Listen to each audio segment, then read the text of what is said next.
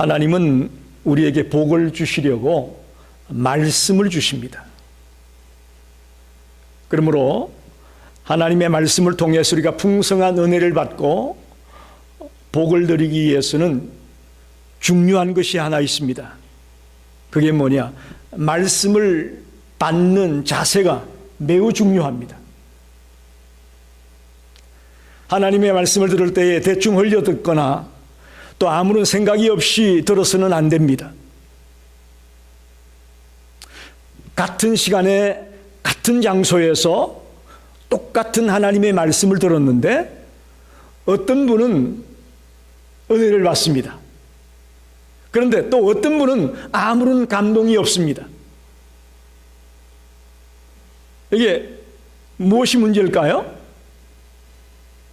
말씀을 받는 자의 마음이 문제입니다. 예수님은 공생에 3년 동안 사역하면서 수많은 하나님의 말씀을 증거했습니다. 그럴 때마다 이 비유를 통해서 자주 말씀하셨습니다. 왜 예수님이 말씀하실 때 비유를 통해 말씀하셨느냐? 우리에게 이해를 쉽게 하게 하려고, 쉽게 깨닫게 하기 위해서 비유를 쓰셨습니다.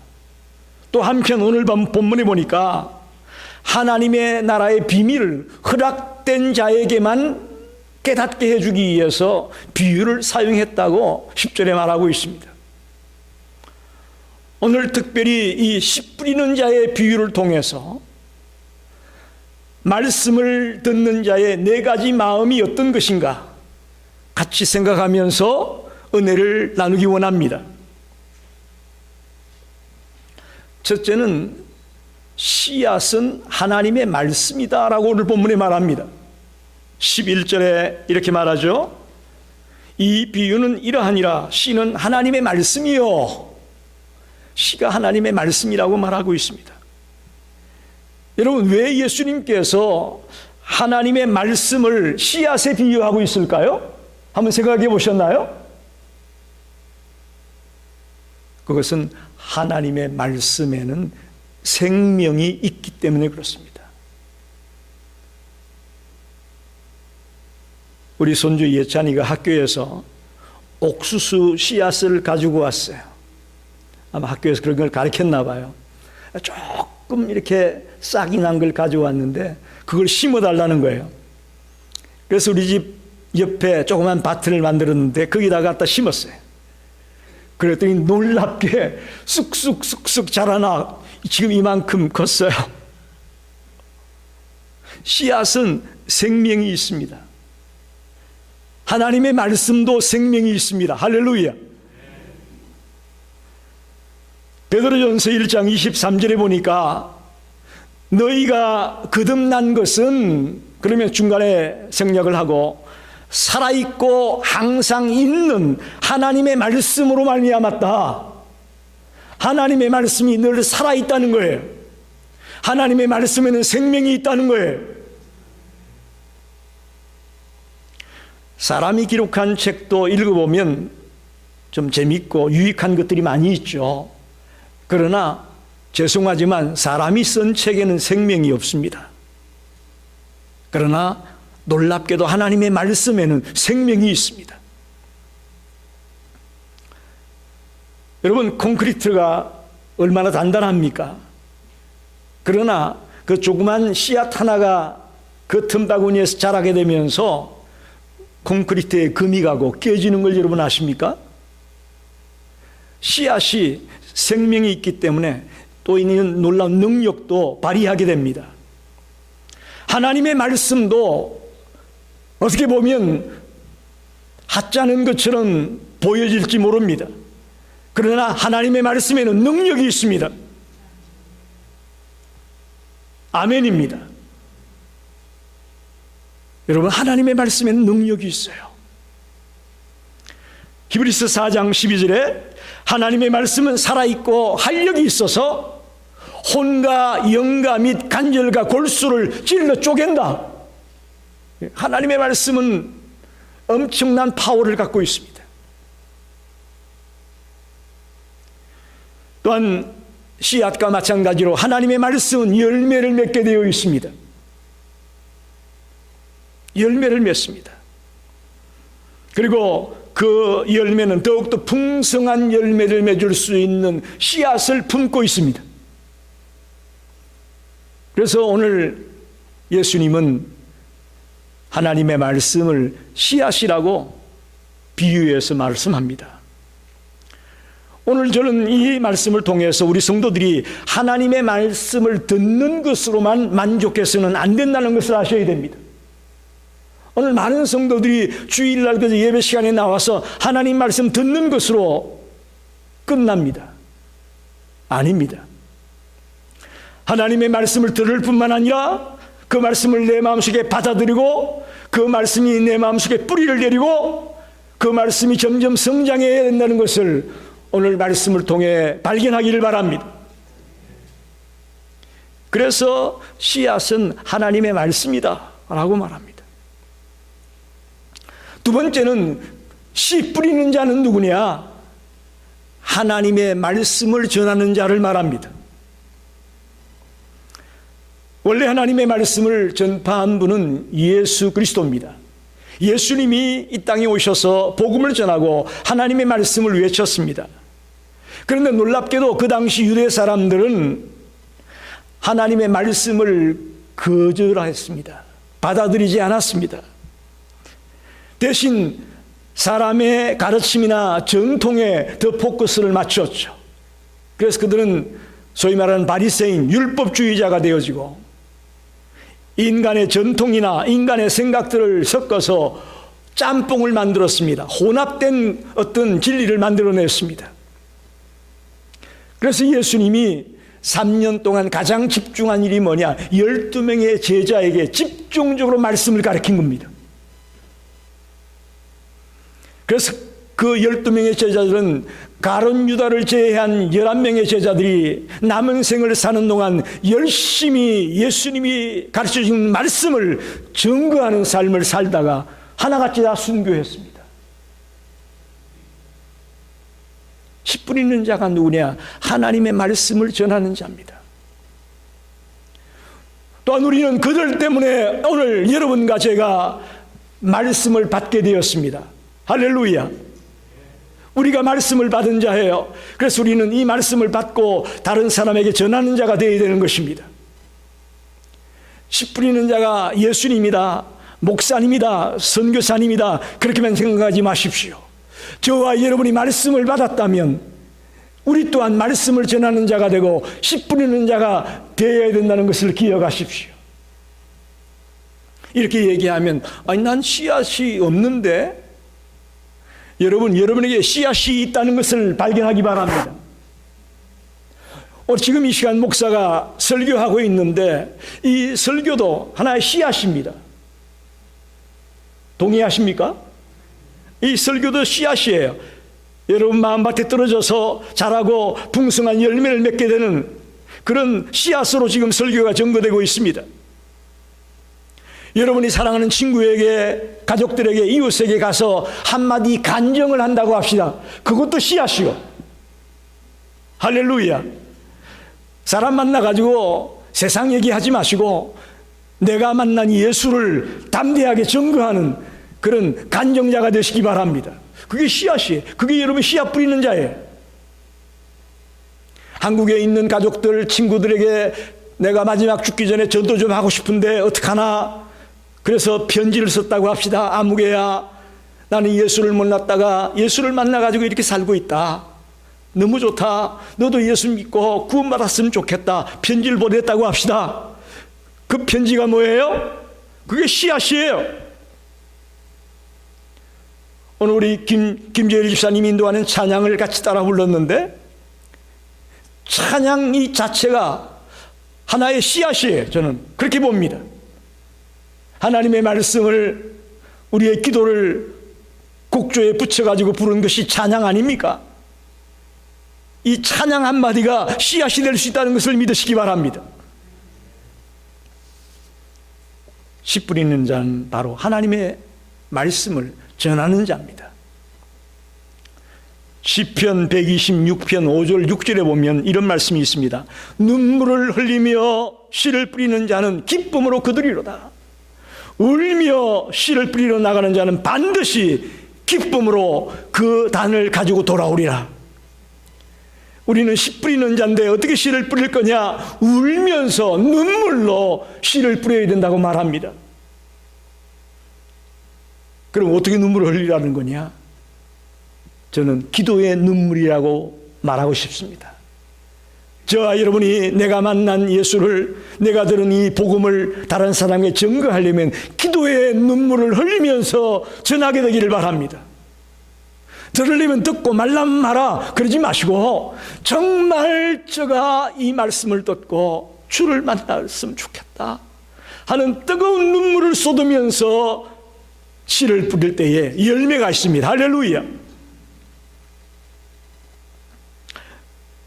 고린도전서 3장 6절에는 나는 심었고 아볼로는 물을 주었고 오직 하나님께서는 자라나게 하셨다라고 말합니다. 여러분, 여기서 나는 바울을 말합니다. 바울은 심었고 아볼로는 물을 주었고 자라나게 하는 분은 하나님이다. 이거 무슨 말이에요? 우리가 씨를 뿌린다는 이 작업은 협동 작업입니다. 할렐루야. 어느 한 사람의 힘으로 되는 게 아니에요. 놀라운 이야기입니다. 바울과 아볼로와 하나님이 함께 협동해서 씨앗이 자라게 되고 풍성한 열매를 맺게 된다는 말씀이죠. 마태오 야고보서 5장 7절에 보면 보라 농부가 땅에서 나는 귀한 열매를 바라고 길이 참아 이른 비와 늦은 비를 기다린다라고 말합니다. 씨앗을 뿌리는 데 있어서 중요한 것은 인내가 필요하다는 겁니다. 좀 빨리 곡식을 거두고 싶어서 빨리 심는다고 되는 게 아니에요. 작년에 저희들이 정말 오랜만에 집 앞에 조그만 그릇을 갖다 놓고 꽃을 심어봤습니다. 근데 너무 일찍 심었어요. 그래가지고 다른 집들은 아직 심지도 않았는데 우리 집이 제일 먼저 심어가지고 좋았는데 문제는 일찍 시들어버렸어. 다른 집은 나중에 늦게까지 꽃들을 보는데 우리는 벌써 다쳤어. 그게 내가 원하는 때 심는다고 되는 게 아니더라고요. 인내가 필요합니다. 하나님의 때를 따라 하나님이 이른 비를 주시면 이른 비를 주시는 대로, 늦은 비를 주시면 늦은 비를 주시는 대로 인내할 줄 알아야 씨를 바르게 심을 수 있다는 것을 깨달았습니다. 저와 여러분이 하나님의 말씀을 먼저 받은 자로서 기도의 눈물을 흘리며 서로 함께 힘을 모으며 인내하면서 부지런히 씨를 뿌리게 되시기를 간절히 축원합니다. 오늘 세 번째로 본론적으로 가장 중요하게 다루고 싶은 이야기는 밭이 나오죠. 오늘 본문에 네 가지 밭이 나옵니다. 길가밭, 바위밭, 가시떨기밭, 좋은 밭이 나오는데 이 밭은 사람의 마음을 가리킵니다. 여러분 잘 들으십시오. 사람의 마음을 가리킵니다. 여러분 성경이 보니까 인간은 흙으로 지음을 받았습니다. 따라서 예수님이 그리스도의 마음을 이 밭에다 비유한 것은 너무나도 적절한 비유라고 봅니다. 즉 하나님의 말씀이 씨앗이고 우리의 마음은 밭이기 때문에 우리의 마음은 하나님의 말씀을 들을 때 반응할 수밖에 없습니다. 반응할 수밖에 없어요.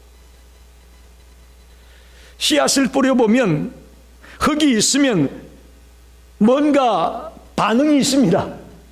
반응이 있어요. 싹이 돋고 자라고 열매를 맺게 돼 있어요.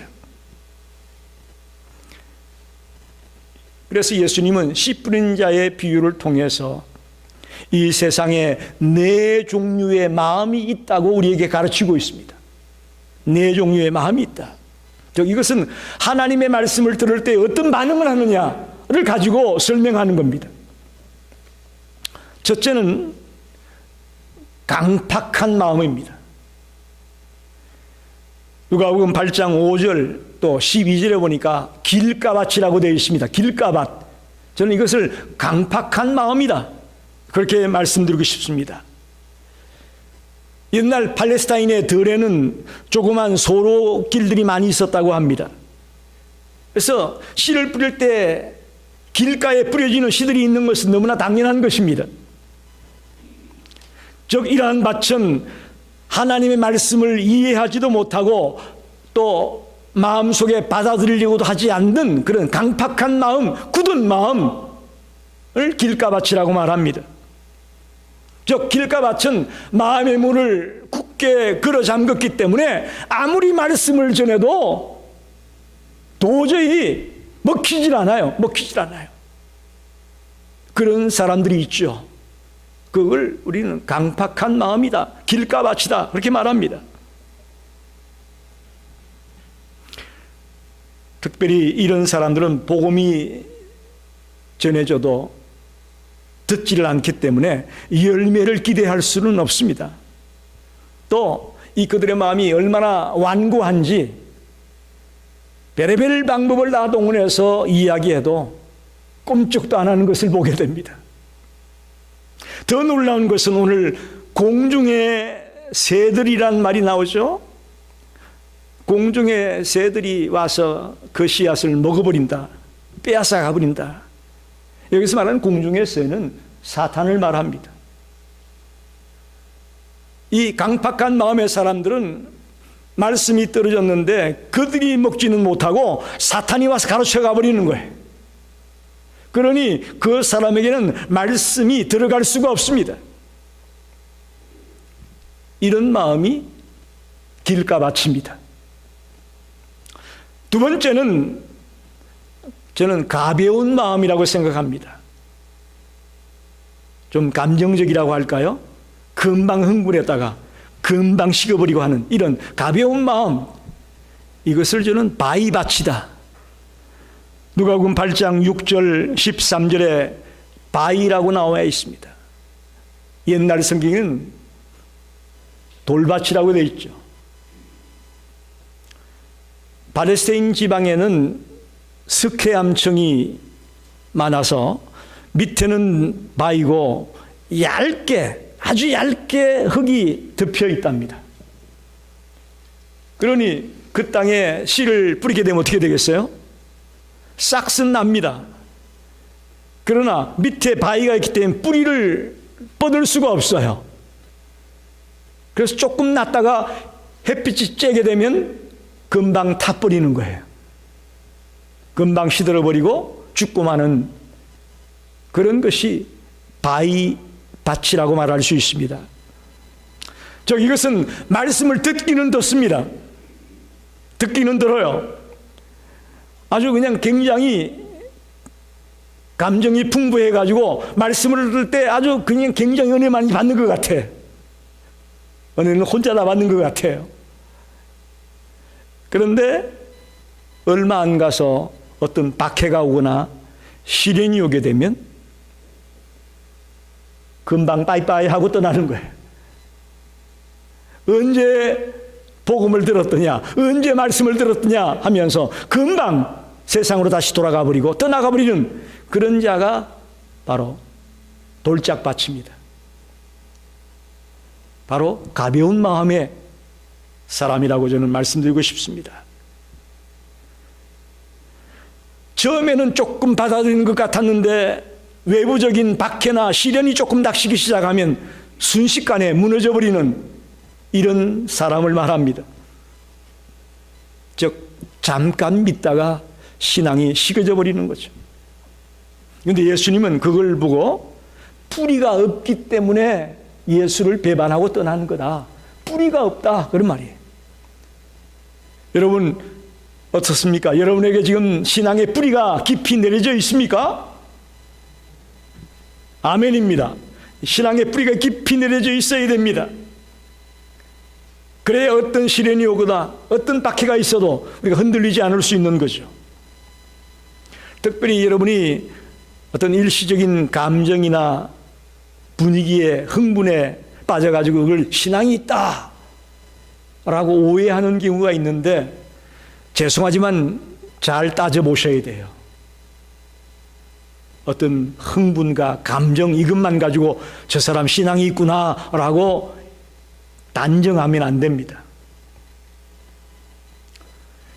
여러분, 예를 들면 출애굽 당시에 이스라엘 백성들이 모세를 따라 수많은 무리들이 애굽을 탈출했습니다. 그때 얼마나 기뻐했습니까? 그런데 머지않아 홍해 바다를 만나게 됩니다.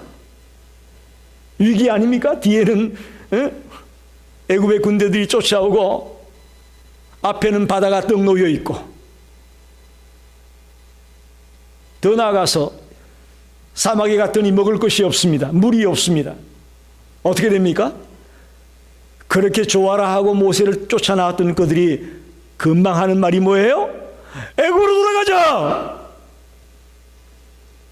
저 잘못된 모세 쫓아왔다고 우리 죽게 생겼다. 금방 원망하고 옛날로 돌아가자고 하는 이스라엘 백성들을 우리가 기억합니다. 예수님이 종려주일날 예루살렘에 입성했었죠. 그때 수많은 백성들이 길가에 늘어서 가지고 호산나 다윗의 자손이여, 호산나 다윗의 자손이여 하면서 얼마나 주님을 열렬히 환영했습니까? 그런데 예수님이 그곳에 들어와서 정치적인 메시아가 될 줄 알았는데, 정치적인 지도자가 되어서 로마의 식민지하에 있는 그 땅을 변화시키고 새롭게 해줄 줄 알았는데 그게 아니거든요. 어떻게 됩니까? 빌라도의 재판석상에서 예수를 십자가에 못 박아라, 예수를 십자가에 못 박아라. 호산나 다윗의 자손이 하던 그 사람들이 일순간에 예수를 십자가에 못 박으라고 소리 지르는 자가 되고 맙니다. 이게 바로 가벼운 마음, 돌짝밭 위에 심겨진 씨앗, 바로 이런 상태임을 우리에게 잘 보여주고 있습니다. 세 번째는 누가복음 8장 7절과 14절에 나오는 가시떨기밭이라고 되어 있습니다. 저는 이것을 이중적인 마음이다, 이중적인 마음이다 이렇게 말하고 싶습니다. 이런 자는 말씀을 듣고 신앙생활은 하지만 여전히 마음 한 곳에 세상적인 염려와 재물과 향락에 빠져서 신앙이 온전히 성장하지 못하고 있는 그런 상태의 마음입니다. 여러분 보십시오. 씨가 가시떨기 속에 뿌려졌다. 그렇게 되면 어떻게 되겠습니까? 씨도 자라고 가시덤불도 자랍니다. 처음엔 비슷하게 자라다가 어느 게 더 빨리 자랄까요? 가시덤불이 더 놀랍게 빨리 크게 자라게 됩니다. 이런 자에게는 특별히 재물과 향락과 세상의 염려가 가득해 있기 때문에 말씀이 자라날 공간이 없습니다. 말씀이 자라날 수 있는 마음의 공간이 없단 말입니다. 다시 말하면 가벼운 마음, 돌짝밭에는 박해와 시련이 오면 금방 떠난다 했는데 이 박해와 시련은 외부적인 요인입니다.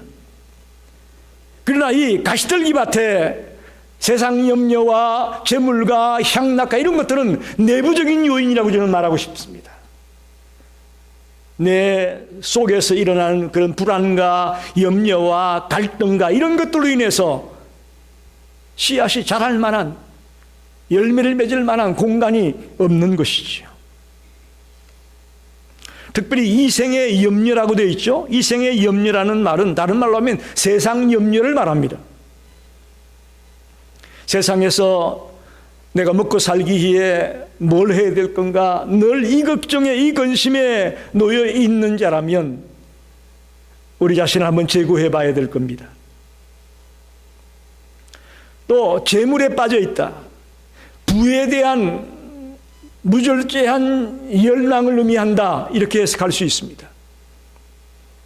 하나님 나라에 대한 소망이 우리에게 더 우선되어야 될 것인데, 세상의 부가 최고인 것처럼 거기에 모든 포커스를 걸고 달려가고 있다면 그 재물에 지금 빠져 있습니다. 한 부자 청년 가난이 주님을 찾아와서 묻죠. 내가 어떻게 영생을 얻겠습니까? 라고 예수님께 물었어요. 그러자 예수님이 이렇게 율법을 지켜야 된다고 하니까 내가 이미 다 지켰습니다 라고 얘기해요. 대단하죠? 그리고 예수님이 하시는 말씀이 내게 있는 것을 다 팔아 가난한 자들에게 나누어 주고 그리고 나서 나를 따라와라, 그렇게 말씀하시죠. 그러자 이 부자 청년 가난은 심히 근심하며 돌아갔더라 라고 되어 있습니다. 또한 어리석은 부자의 비유도 있죠. 그가 농사를 어마어마하게 지어가지고 도저히 곡식을 거둬들일 수 없기 때문에 창고를 또 지었어요.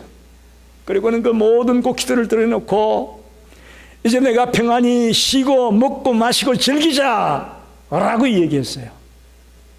그때 하나님 말씀하시죠. 내가 오늘 밤에 내 생명을 데려가면 이것이 네 것이 되겠느냐?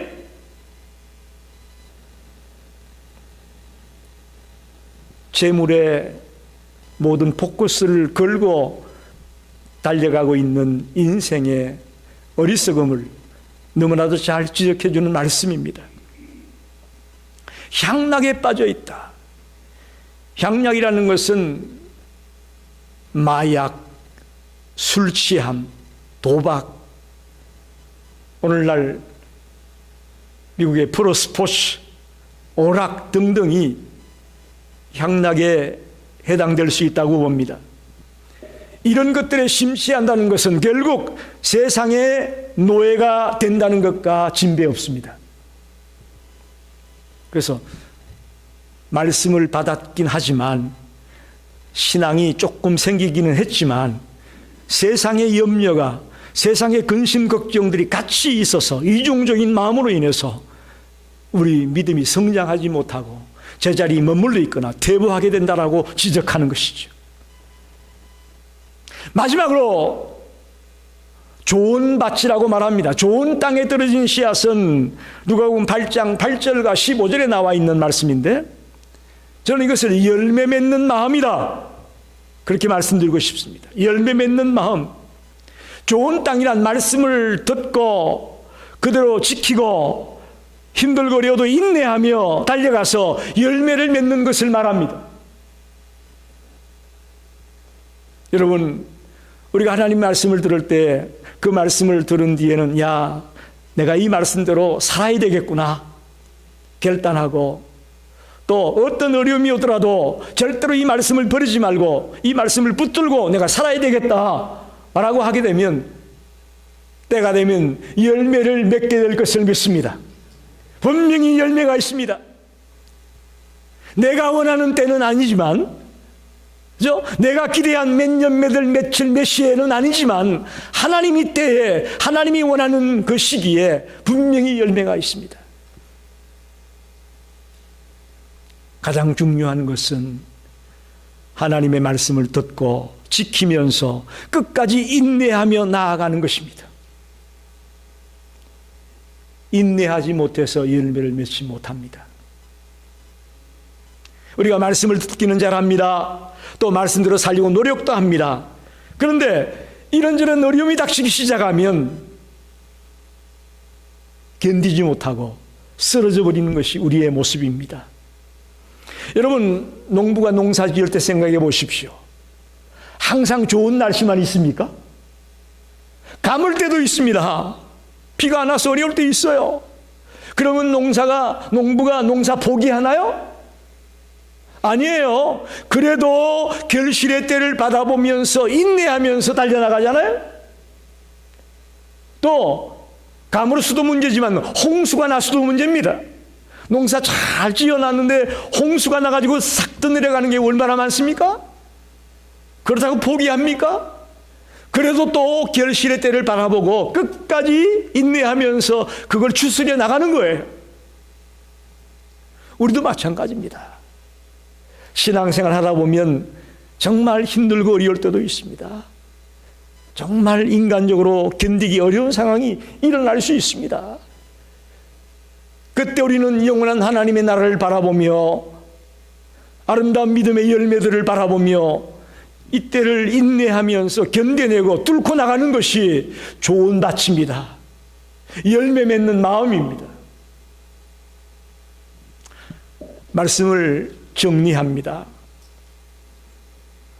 오늘 말씀 간단합니다. 씨 뿌리는 자의 비유를 통해서 예수님은 4가지 밭을 말씀하셨는데 저는 그것이 말씀을 듣는 우리의 마음이라고 저는 해석했습니다.